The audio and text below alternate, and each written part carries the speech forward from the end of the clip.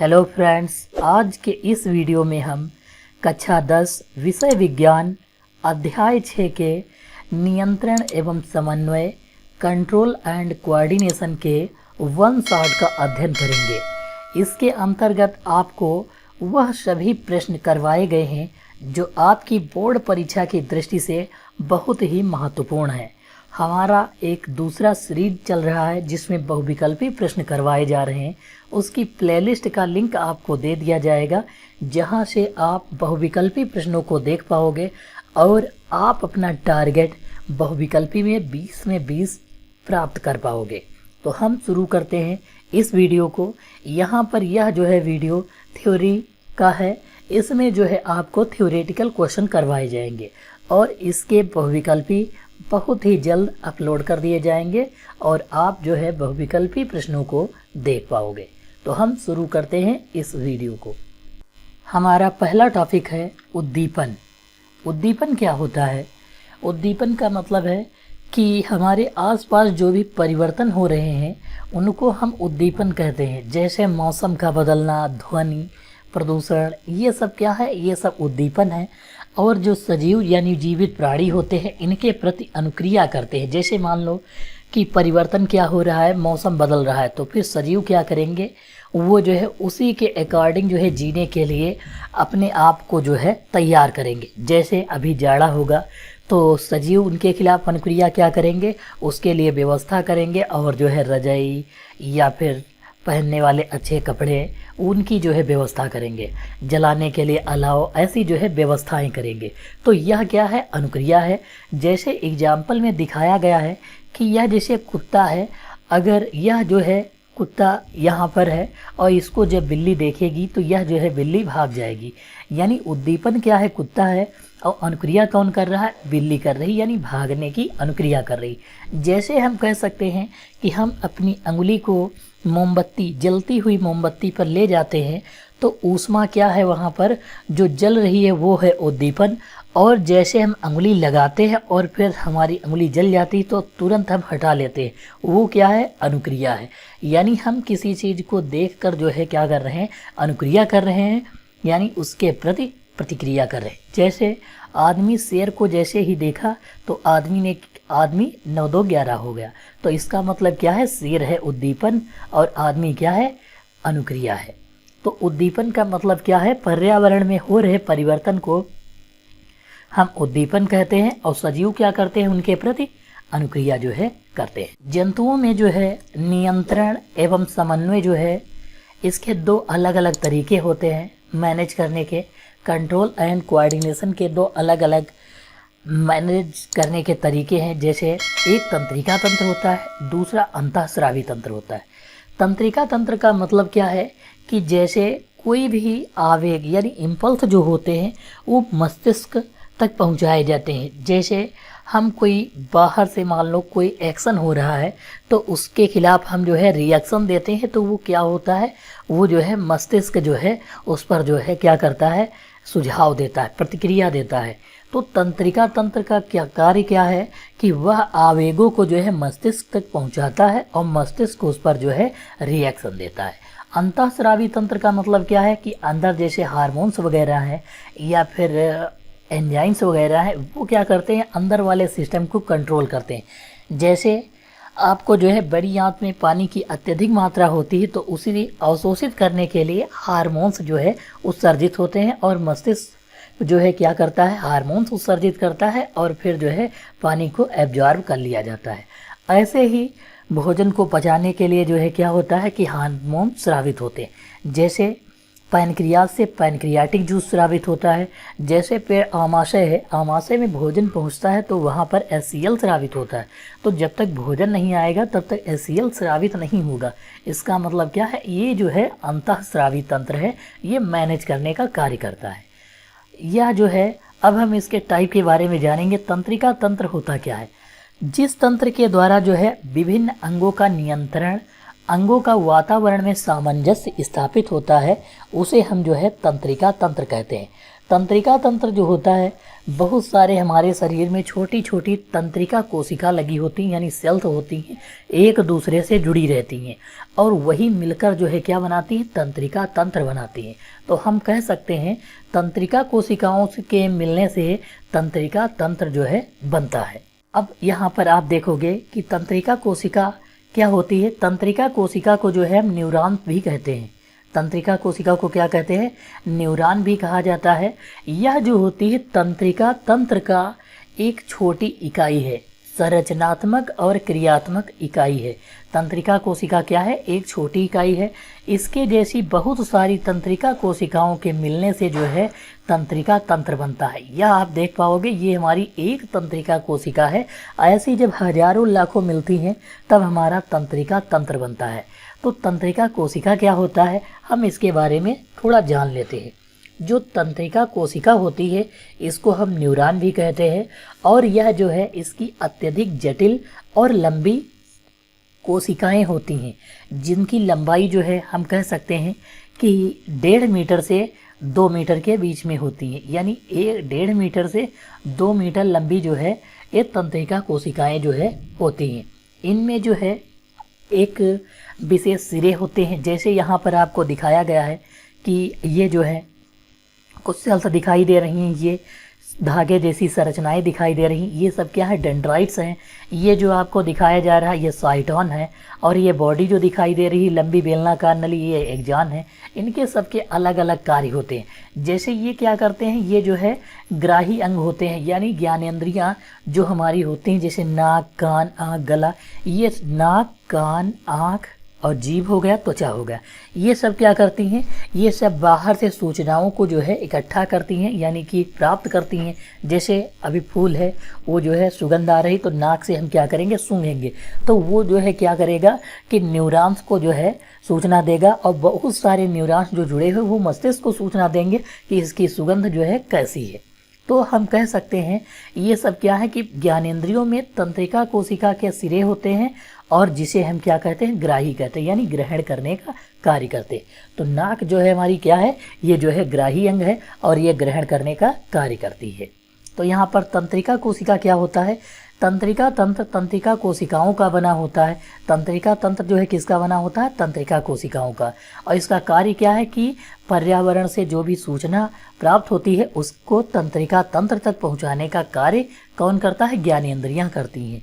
तो तंत्रिका कोशिका जो होती है वह पर्यावरण से प्राप्त सूचनाओं को तंत्रिका तंत्र तक भेजती है और यह कार्य कौन करता है, ज्ञानेंद्रियां जो है करती हैं। तंत्रिका कोशिका के कुछ जो है ज्ञानेंद्रियां जैसे दी हैं, आँख है, आँख का कार्य क्या है, प्रकाशग्राही। आँख का कार्य क्या है, प्रकाश को ग्रहण करना और इसका कार्य क्या है, दृष्टि के लिए, देखने के लिए।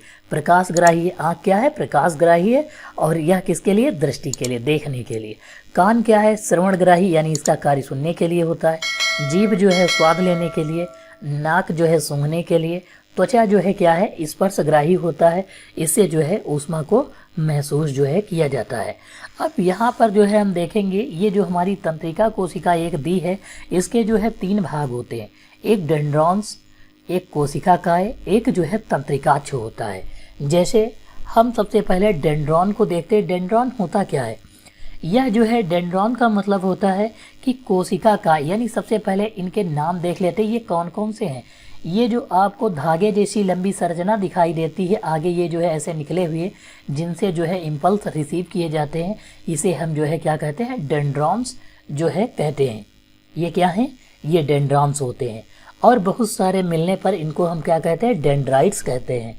अन्य तंत्रिका कोशिकाओं के डेंड्राइट्स से सिनैप्स द्वारा जुड़े होते हैं। यहाँ पर जो जुड़ा होता है एक अगला जो अभी डेंड्राइट्स ऐसा ही जुड़ा हुआ होगा पूरा भाग, उसको जो है हम क्या कहेंगे, सिनैप्स कहेंगे। एक बार फिर से रिपीट कर देते हैं। डेंड्रॉन का मतलब क्या होता है, ये पतली धागे जैसी जो संरचना दिखाई देती है इसे हम डेंड्रॉन्स कहते हैं। अब बहुत सारे मिलते हैं तो डेंड्राइट्स कहते हैं। और यहाँ पर जो इनसे जुड़े हुआ अगला जो न्यूरॉन होता है, इनके जोड़ को हम सिनैप्स कहते हैं। अभी हम आगे यह जो है पढ़ेंगे। कोशिकाकाय क्या होता है, कोशिकाकाय यानी साइटॉन, जो ये जो है गोल अंडे के जैसी संरचना जो दिखाई देती है इसको हम जो है कोशिका काय कहते हैं, यानी साइटोन जो है कहा जाता है। इसके अंदर आप देखोगे मध्य में एक बड़ा केंद्रक है और चारों तरफ जो है साइटोप्लाज्म भरा होता है। इसके चारों तरफ ये हरा भाग जो दिखाई दे रहा है, इसमें क्या भरा हुआ है? साइटोप्लाज्म जो है भरा हुआ है। तो ये क्या है? ये जो है कोशिका काय है। तो हम कह सकते हैं कोशिका काय क्या होता है? एक गोल अंडे के जैसी संरचना होती है, उसको जो है कोशिका काय कहा जाता है। अगला है तंत्रिकाक्ष। क्या होता है? तंत्रिकाक्ष का मतलब होता है कि एक लंबी बेलनाकार समान मोटाई की जो ये नली आपको दिखाई दे रही है, इसे जो है हम क्या कहते हैं? इसे हम जो है एक्जाम यानी तंत्रिकाक्ष जो है कहते हैं। ये जो है बेलनाकार नली, इसे हम क्या कहेंगे? तंत्रिकाक्ष कहते हैं। और थोड़ी थोड़ी दूरी पर जो ये दिखाई दे रही टूटी ये संरचना जो है दिखाई देती है, इसको हम जो है क्या कहेंगे? रेनवियर का नोड इसे जो है कहा जाता है, रेनवियर ऑफ नोड।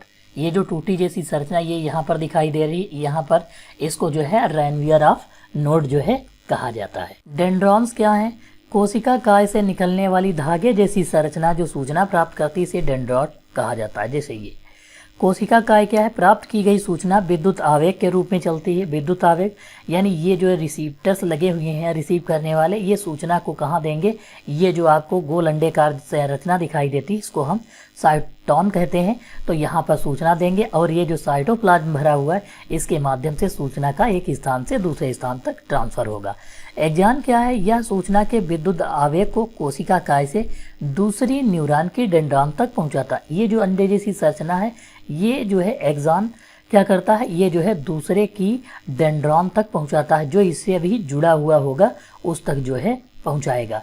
अभी जो है आपको ऐसे जोड़ को हम सिनेप्स कहते हैं, वो दिखाया जाएगा, जहां पर आपको पता चलेगा कि इसके जो है जोड़ क्या है। ये हमारा तंत्रिका कोशिका का सिनेप्स है। सिनेप्स का मतलब यहाँ पर आप देख पाओगे कि ये जो है पहली न्यूरॉन लगी हुई है, ये दूसरी न्यूरॉन है, और इनके बीच जो जोड़ होता है, जुड़ा हुआ होता है, उसे जो है हम सिनेप्स कहते हैं। जोड़ को क्या कहते हैं? सिनेप्स। जैसे आप यहाँ पर देख पाओगे कि एक ये न्यूरॉन, एक ये न्यूरॉन, इसका जो एक्शन पोटेंशियल है ये यहाँ पर जो है जुड़ा हुआ दिखाई देता है इसी स्थान पर। तो इसको हम क्या कहते हैं? सिनेप्स कहते हैं। जब दो न्यूरॉन आपस में जो है डेंड्रॉन्स के माध्यम से जुड़े हुए होते हैं, तो उनके बीच जो रिक्त स्थान होता है उसे हम सिनेप्स कहते हैं। यहाँ जो है विद्युत आवेग को जो है क्या किया जाता है? रासायनिक संकेत में बदला जाता है, यानी केमिकल सिग्नल में जो है बदल दिया जाता है। जैसे यहाँ पर आप देख पाओगे ये सब जो लगे हैं संरचनाएं जो दिख रही, ये इनको ग्रहण करने के लिए है। ये जो है यहाँ से सूचना आती है और ये जो है ग्रहण करते हैं। ये क्या है? ये यहाँ पर इम्पल्स है। ये क्या है? ये आवेग है। और ये जो है कहाँ से आ रहे हैं? ऊपर से, यानी डेंड्रॉन से आ रहे हैं, और इनको जो है डेंड्रॉन्स दूसरे न्यूरॉन की जो है रिसीवर में जो है जा रहे हैं, और ये जो है आवेगों को रिसीव कर रहे हैं। फिर यहाँ से जो है आपके मस्तिष्क तक भेज दिए जाएंगे आवेगों। अगला जैसे है तंत्रिका कोशिका जो होती है उसके टाइप कितने होते हैं? तंत्रिका कोशिकाएं जो होती हैं ये 3 प्रकार की होती हैं। पहला है संवेदी तंत्रिका कोशिका, प्रेरक तंत्रिका कोशिका और संयोजी तंत्रिका कोशिका। तो संवेदी तंत्रिका कोशिकाएं क्या होती हैं? ये जो है संवेदी अंगों में स्थित होती हैं। संवेदी अंगों में स्थित होती हैं और जो अंगों से संवेदनाओं को ग्रहण करती हैं उनको जो है मस्तिष्क तक पहुंचाना इनका कार्य होता है। जैसे ये सेंसरी रिपोर्ट्स हैं, ये जो है क्या करती हैं? यहाँ पर ये जो है मोमबत्ती जल रही है, जैसे ही अंगुली के पास में आती है तो ये जो है आवेगों को, यानी संवेदी तंत्रिका कोशिकाएं जो होती हैं वो आवेग को लेकर कहाँ जाती हैं? मस्तिष्क तक जाती है, यानी स्पाइनल कार्ड तक जाती है। और स्पाइनल कार्ड कहाँ पहुँचाता है? ये हमारा स्पाइनल कार्ड लगा हुआ है, ये जो दिख रही है संरचना, ये क्या है? स्पाइनल कार्ड है। जैसे यहाँ पर आप देख पाओगे ये क्या है? स्पाइनल कार्ड है, और ये मस्तिष्क के पॉन्स से जो है जुड़ा हुआ है। ये क्या है? पॉन्स है, इससे जो है जुड़ा हुआ है, और ये जो है सूचना कहाँ पहुँचा रहा है? मस्तिष्क को पहुँचा रहा है, और मस्तिष्क जो है इस पर रिएक्शन देता है। तो तंत्रिका, संवेदी तंत्रिका कोशिका का मतलब क्या है कि ये संवेदनाओं को ग्रहण करके जो है कहाँ तक पहुँचाती है? मस्तिष्क तक पहुँचाती हैं। तो हम यहाँ पर कह सकते हैं कि सूचनाओं को ग्रहण करके मस्तिष्क तक पहुँचाना संवेदी तंत्रिका कोशिका का कार्य है। प्रेरक तंत्रिका कोशिका क्या होती हैं? ये तंत्रिका कोशिकाएं जो होती हैं तंत्रिका तंत्र से जो संदेश मिलता है उसको जो है कार्यकारी अंगों तक पहुंचाती है। कार्यकारी अंग तक, जैसे ये अंगुली है, यहाँ तक जो है सूचनाओं को, मस्तिष्क से प्राप्त सूचना को जो है कहाँ पहुंचाएंगे, ये जो है अंगुली तक पहुंचाएंगे, यानी ये कार्यकारी अंग है। और ये तुरंत जो है जैसे जलेगा तो तुरंत जो है क्या करेंगी, हटा लेंगी। यानी कि प्रेरक तंत्रिका कोशिकाओं का कार्य है कि अंगों से प्राप्त यानी मस्तिष्क से प्राप्त जो संदेश लेकर कार्यकारी अंग तक जाती है उन पर जो है क्रिया करना, यानी उसको जो है हटाने का आदेश देना। दूसरा है संयोजी तंत्रिका कोशिका। संयोजी तंत्रिका कोशिका का कार्य क्या होता है, यह जो है संवेदी तथा चालक तंत्रिका कोशिकाओं के बीच संबंध स्थापित करती हैं। इनसे हम कह सकते हैं कि संवेदनाओं को पेशियों से मस्तिष्क की ओर ले जाने तथा मस्तिष्क से पेशियों की ओर ले जाने का कार्य करती हैं। संयोजी तंत्रिका कोशिका का मतलब क्या है कि ये जो है ये कार्यकारी अंग से जो सूचना मिलती है, यहाँ से अंगुली से ये सूचना को क्या करती है, मस्तिष्क ले जाती है, और मस्तिष्क से प्राप्त सूचनाओं को ये जो है कार्यकारी अंग तक ले जाने का कार्य करती हैं। ये जो है संयोजी तंत्रिका कोशिका। पहला है हमारा संवेदी तंत्रिका कोशिका का मतलब क्या है, यह आवेग को संवेदी अंगों से मुख्य केंद्रीय तंत्रिका तंत्र यानी मस्तिष्क और कहाँ तक पहुँचाती हैं, मेरुरज्जु तक पहुँचाने का कार्य करती हैं। दूसरा है हमारा प्रेरक तंत्रिका कोशिकाएं, ये आवेग को केंद्रीय तंत्रिका तंत्र से प्रभावकर्ताओं, मांसपेशियों एवं ग्रंथियों तक ले जाती है, जहाँ पर जो है कार्य होने वाला है। संयोजी तंत्रिका कोशिका यह मस्तिष्क में स्थित होती हैं, जो संवेदी तथा प्रेरक तंत्रिकाओं कोशिकाओं को जो है जोड़ती हैं, यानी आवेगों को मस्तिष्क से कार्यकारी अंगों तक लाने का कार्य और कार्यकारी अंगों से मस्तिष्क तक सूचना को लाने का कार्य करती है। अगला है प्रतिवर्ती क्रिया क्या होती है। प्रतिवर्ती क्रिया रिफ्लेक्स एक्शन, किसी उद्दीपन के प्रति जो है तेज व अचानक की गई अनुक्रिया प्रतिवर्ती क्रिया कहलाती है। जैसे यहाँ पर आप देखोगे कि जैसे ही घुटने में यहाँ पर किसी पत्थर से वार किया गया हथौड़े से, तुरंत यहाँ से सूचना जो है कहाँ गई, ये जो है स्पाइनल कार्ड से होते हुए जो है कहाँ पहुँची, मस्तिष्क तक पहुँच गई। तो वह जो है तुरंत क्या करता है, अनुक्रिया करता है, यानी उसे जो है पीछे हटाने का आदेश देता है। तो यहाँ पर उद्दीपन का मतलब क्या है, प्रतिवर्ती क्रिया का मतलब क्या है, किसी उद्दीपन के प्रति हम जितनी तेज अनुक्रिया करते हैं वही प्रतिवर्ती क्रिया जो है कहलाती है। इसमें जो है होता क्या है कि ग्रंथीय स्राव या पेशीय गति होती है, और यह क्रिया मस्तिष्क के ऐच्छिक नियंत्रण में नहीं होती। जो ये रिएक्शन होता है ये मस्तिष्क जो है इस पर नियंत्रण नहीं रख पाता है, क्योंकि जैसे हाथ जल रहा है तो तुरंत हम हटा लेते हैं, इस पर जो है मस्तिष्क नियंत्रण नहीं रखता है। जब तक कि उसका मस्तिष्क कार्य कर रहा है फिर भी जो है नियंत्रण नहीं रखेगा। जैसे दुख है, मान लो ग्रंथि स्राव क्या है, दुख है, तो यहाँ पर दुख है तो आंसू जो है अवश्य ही निकलेंगे। जैसे गर्मी है तो पसीना जो है निकलेगा। प्रतिवर्ती क्रिया, इसमें जो है प्रतिवर्ती चाप क्या होता है कि प्रतिवर्ती क्रिया के दौरान आवेग जो है जिस पथ पर जाते हैं, यानी जो रास्ते, ये रास्ता है मान लो इस पर जा रहे हैं, तो ये जो है प्रतिवर्ती चाप कहलाता है। प्रतिवर्ती चाप का मतलब क्या होता है, प्रतिवर्ती क्रिया के दौरान जो आवेग होते हैं जिस पथ पर जाते हैं, यानी जिस रास्ते पर जाते हैं, उसे हम जो है क्या कहते हैं, प्रतिवर्ती चाप कहते हैं। जैसे यहाँ पर जो है थोड़ा इस घुटने पर चोट दे रहा था, तो यहाँ से जो आवेग गए हैं ये जिस रास्ते पर जा रहे हैं वही प्रतिवर्ती चाप होता है। जैसे मान लेते हैं कोई उद्दीपन हो रहा है, यहाँ पर मान लो कि हम मोमबत्ती लगा रहे हैं, गर्म जलाकर जो है यहाँ पर लगा रहे हैं, तो क्या होगा, ऊष्मा क्या है, उद्दीपन है, और ग्राही अंग कौन सा है, त्वचा है। जो यहाँ की त्वचा होगी ये क्या है, ग्राही अंग है, और ये सूचना जो है कहाँ जाएगी, स्पाइनल कार्ड में भेजी जाएगी। ये हमारा स्पाइनल कार्ड है, यहाँ पर भेजी जाएगी, और स्पाइनल कार्ड जो है मस्तिष्क को भेजेगा। मस्तिष्क जो है उसका तुरंत रिएक्शन जो है कहाँ भेजेगा, कार्यकारी अंग को, और वह जो है क्या कहेगा, उसके प्रति क्या होगी, अनुक्रिया होगी। अनुक्रिया में क्या है कि उसका हाथ पीछे हटा लेना, या पैर अगर जल रहा होगा तो पैर वो जो है क्या करेगा, पीछे हटा लेगा। ये जो है प्रतिवर्ती क्रिया का एग्जाम्पल है। मानव का तंत्रिका तंत्र क्या होता है। तंत्रिका तंत्र जो है किससे मिलकर बना होता है। तंत्रिका तंत्र यानी तंत्रिका तंत्र जो होता है दो प्रकार का, केंद्रीय तंत्रिका तंत्र और दूसरा परिधीय तंत्रिका तंत्र। केंद्रीय का मतलब सेंट्रल नर्वस सिस्टम, और परिधीय तंत्रिका तंत्र का पेरिफेरल नर्वस सिस्टम होता है। इसका मतलब केंद्रीय तंत्रिका तंत्र यह जो है दो प्रकार का होता है। पहला जो है मस्तिष्क है, मेरु रज्जु है। परिधीय तंत्रिका तंत्र जो होता है कपाल तंत्रिका तंत्र और मेरु तंत्रिका तंत्र होता है। इसके दो टाइप होते हैं। इनका कार्य दोनों का अलग अलग है। मस्तिष्क और मेरु रज्जु इनका अलग है कार्य, इनके बारे में भी पढ़ेंगे। परिधीय तंत्रिका तंत्र के बारे में जान लेते हैं। परिधीय तंत्रिका तंत्र जो हमारा होता है, हम यहाँ पर इसको जो है कह सकते हैं कि मस्तिष्क तथा मेरु रज्जु से शरीर के विभिन्न भागों को जाने वाली जो तंत्रिकाएं सम्मिलित होती हैं उन्हें परिधीय तंत्रिका तंत्र कहते हैं। परिधीय तंत्रिका तंत्र का मतलब क्या होता है, मस्तिष्क से बहुत सारे जो है ऐसे अभी जो है एक संरचना दिखाई जाएगी आपको, जिसमें आप देख पाओगे कि परिधीय तंत्रिका तंत्र यानी ये क्या है, पीएनएस क्या है।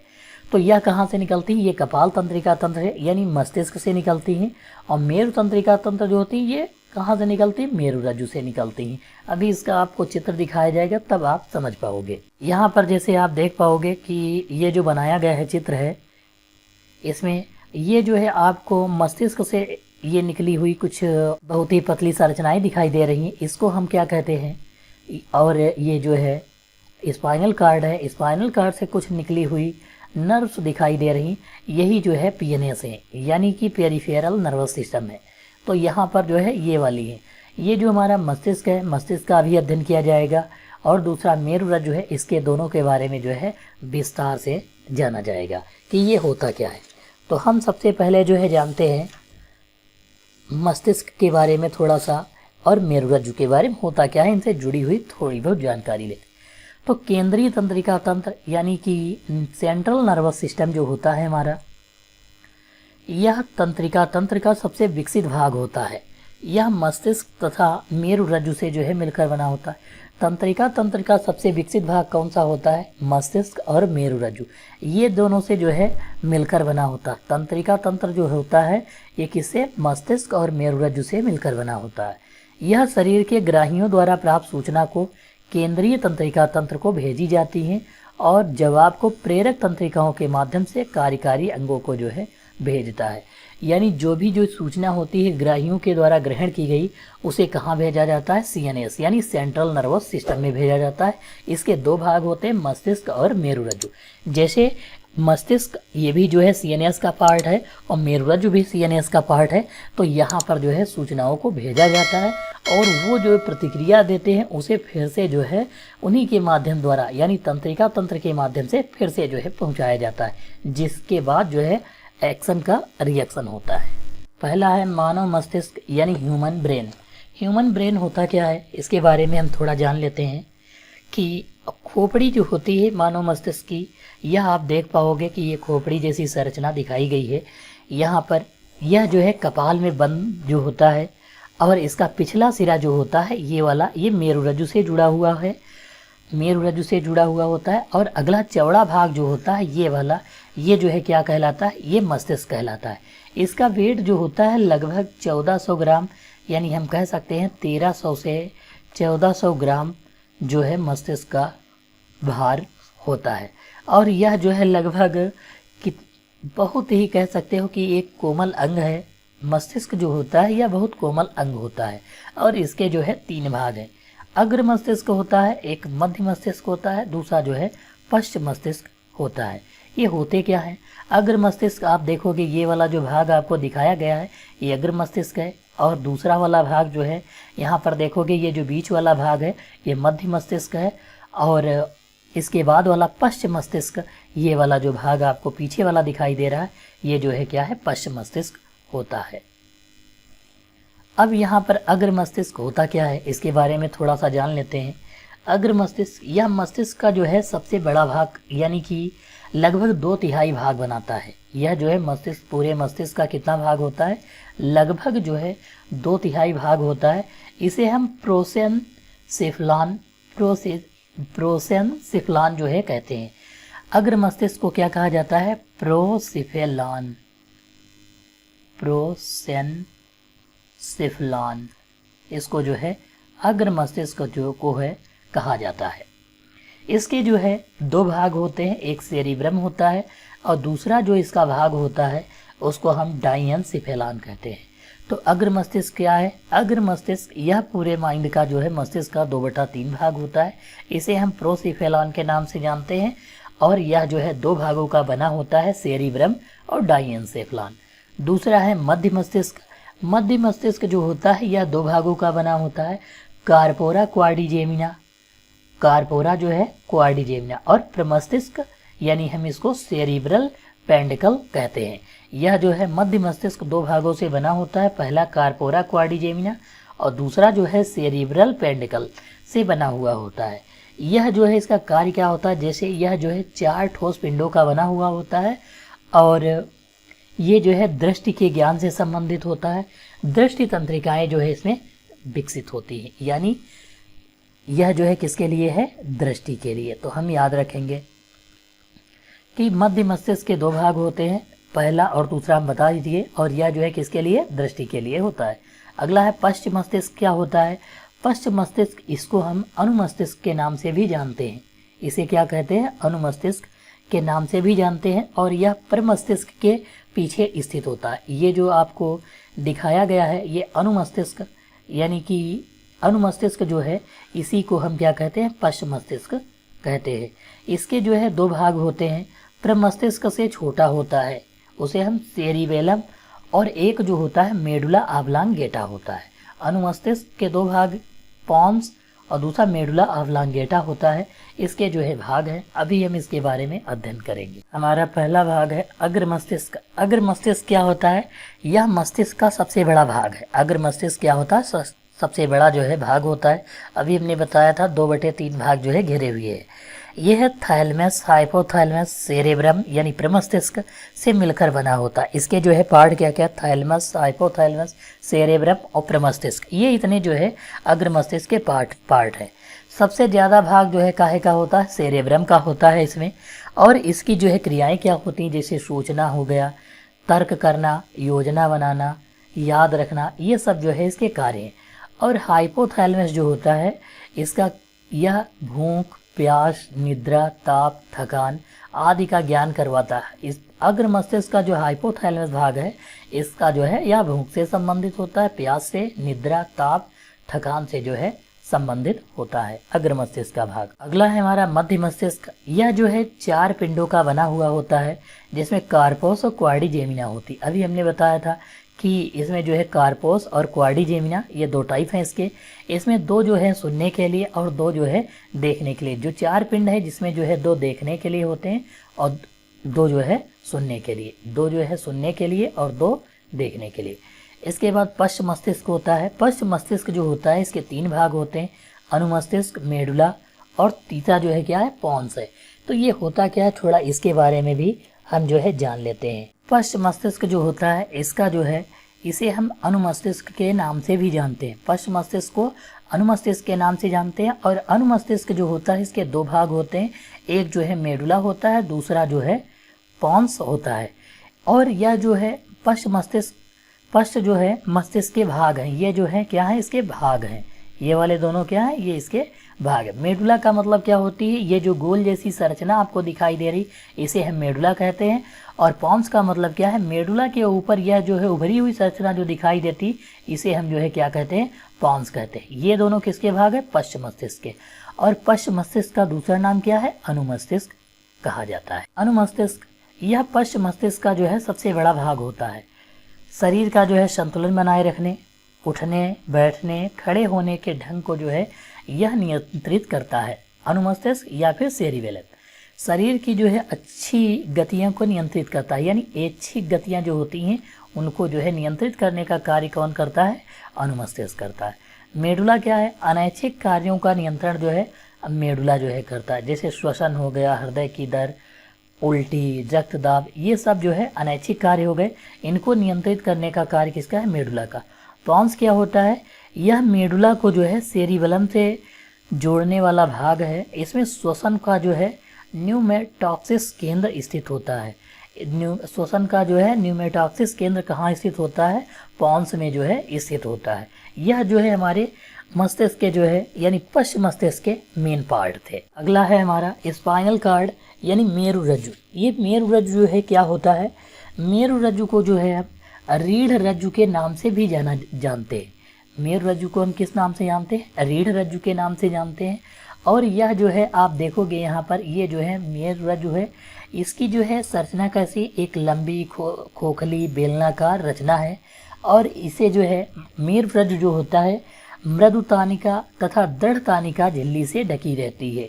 ये मेरुरज्जु जो है मृदु तानिका और दृढ़ तानिका जो है झिल्ली से ढकी रहती है। इसके चारों ओर जो है झिल्ली होती है और इनके बीच में जो है सेरेब्रोस्पाइनल द्रव जो है पाया जाता है। वो जो झिल्लियाँ होती हैं उनके बीच में सेरेब्रोस्पाइनल जो है द्रव्य जो है पाया जाता है। तो यहाँ पर हम देखते हैं मेरुरज्जु क्या है। पश्च मस्तिष्क का मेडुला भाग जो होता है पतला होकर एक मोटे धागे के रूप में खोपड़ी से बाहर निकलता है। यानी अभी हमने जो मेडुला देखा था पीछे से जो निकला हुआ, वही जो है पतला जो भाग होता है वही निकलकर यहाँ पर जो है मेरुरज्जु बनाता है। मेरुरज्जु जो है रीढ़ की हड्डी की गुहा में स्थित होता है। यह लगभग 45 सेंटीमीटर लंबा होता है। मेरुरज्जु जो है रीढ़ की हड्डी है, यही जो है 45 सेंटीमीटर लंबी होती। जैसे आप देखोगे जिनके भी मेरुरज्जु यानी स्पाइनल कार्ड है वो व्यक्ति उठकर चल सकते हैं, चल फिर सकते हैं, लेकिन जिनके मेरुरज्जु नहीं होता स्पाइनल कार्ड, वो सब जीव जंतु या मनुष्य वो सब जो है लेट कर चलते हैं, यानी वो लेटे रहते हैं, ऐसा कह सकते हो। जिसका स्पाइनल कार्ड टूट गया तो समझ लो वो व्यक्ति चल नहीं पाएगा। जैसे सांप में स्पाइनल कार्ड नहीं होता है जिसके कारण वह जो है रेंग कर चलता है। अगर मनुष्य में स्पाइनल कार्ड ना होता तो मनुष्य कैसे चलता, यह जो है आप कमेंट करोगे। तथा इसमें जो है 31 जोड़ी मेरुरज्जुयी तंत्रिकाएं जो है निकलती हैं। इसमें कितने जोड़ी? 31। ये आप देख पाओगे, ये जो इस तरफ दिख रही हैं ये 31 जोड़ी जो है तंत्रिकाएं निकलती हैं और बीचों बीच में एक खोखली केंद्रीय नाल में एक तरल भरा होता है, जिसे अभी सेरेब्रोस्पाइनल बताया, वही जो है इसके बीच में द्रव भरा हुआ होता है, जिसका कार्य क्या होता है, सूचनाओं को जो है लाने और ले जाने का कार्य करता है। अब हम देखेंगे मस्तिष्क के जो है कार्य क्या है। मस्तिष्क के कार्य क्या होते हैं, जैसे प्रतिवर्ती क्रियाओं का यह जो है नियंत्रण करता है। यानी हम कह सकते हैं मेरुरज्जु जो होता है प्रतिवर्ती क्रियाओं का मुख्य केंद्र होता है और यह जो है अनैच्छिक क्रियाओं को क्या करता है, संतुलित करने का भी कार्य करता है। अनैच्छिक क्रियाओं को संतुलित करने का कार्य करता है तथा परिधीय अंगों से एकत्रित सूचना को मस्तिष्क तक ले जाने, वहाँ से सूचना लाने का भी कार्य करता है। यानी सूचनाओं को लाने और ले जाने का भी कार्य मेरुरज्जु जो है करता है। दूसरा अनैच्छिक क्रियाओं का जो है संतुलन भी करता है और प्रतिवर्ती क्रियाओं का केंद्र भी होता है। यह जो है मेरुरज्जु के कार्य है। अगला है अनुवर्तन क्या होता है, ट्रोपिज्म।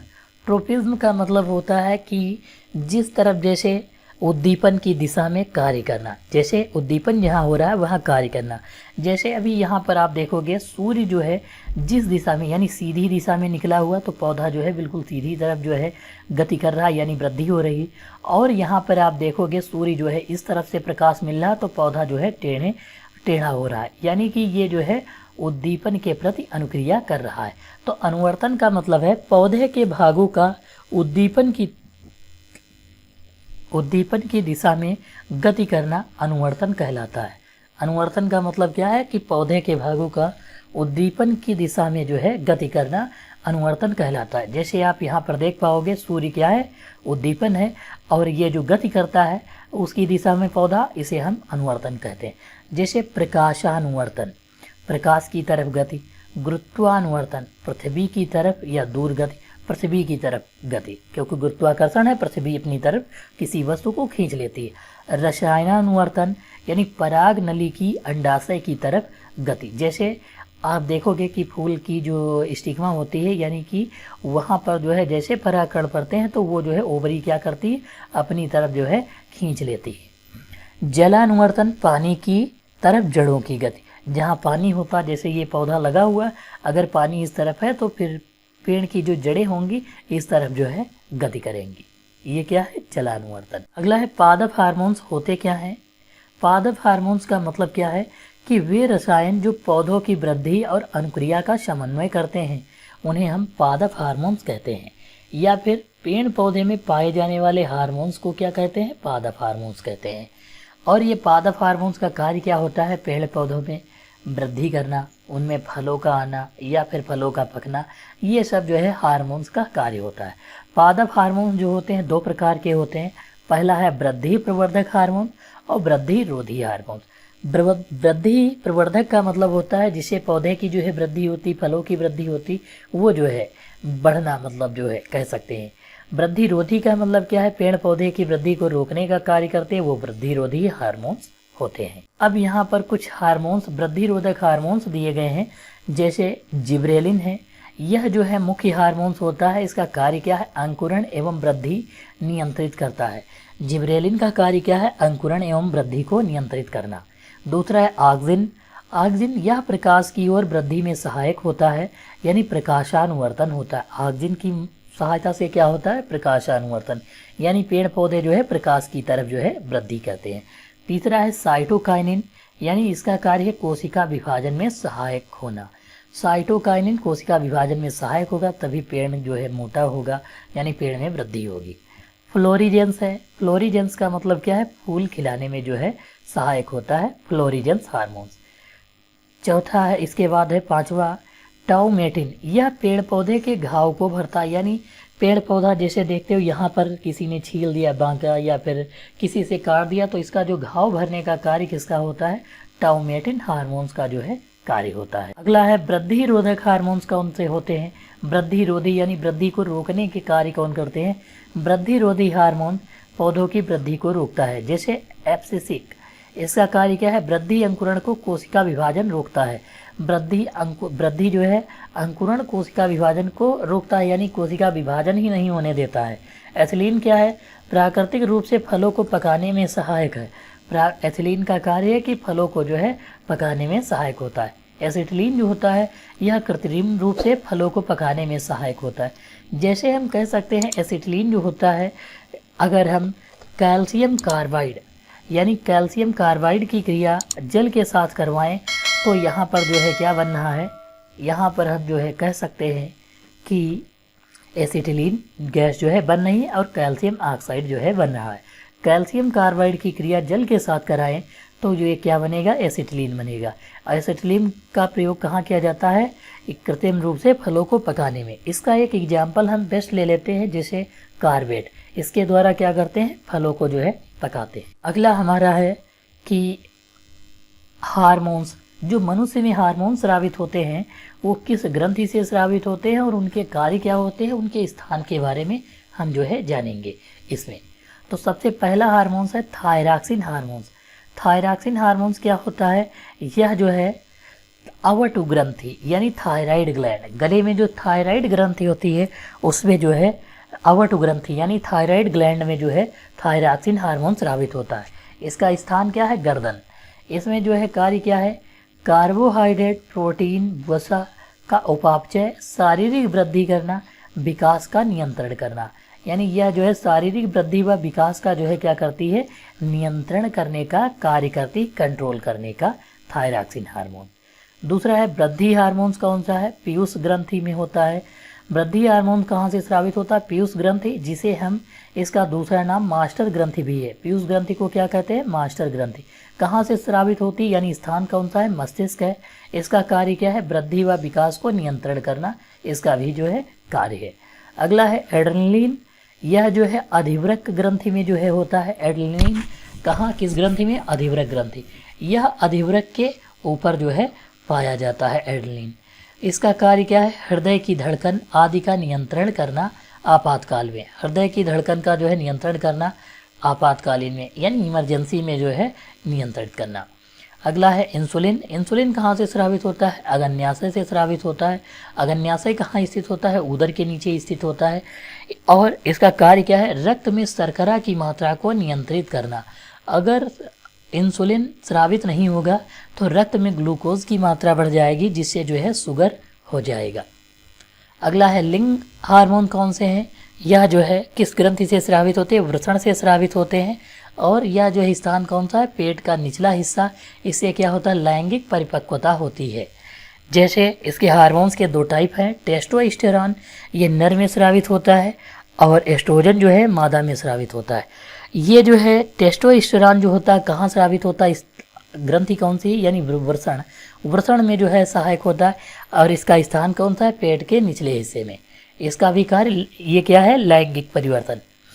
एस्ट्रोजन यानी मादा हार्मोन्स है, यह जो है कहाँ स्रावित होता है, अंडाशय में, और यह स्थित कहाँ होता है, पेट के नीचे जो है स्थित होता है।